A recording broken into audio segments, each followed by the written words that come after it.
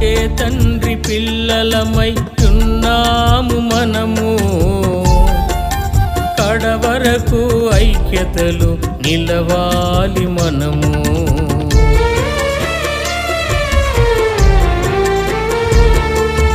ఒకే తండ్రి పిల్లలమై ఉన్నాము మనము, కడవరకు ఐక్యతలో నిలవాలి మనము. యేసయ్యలో శ్రేష్ఠతున్నది, ప్రేమను బోధించుచున్నది. తెలుసుకో సోదరా, తెలుసుకో సోదరి, యేసయ్యలో శ్రేష్ఠతున్నది, ప్రేమను బోధించుచున్నది.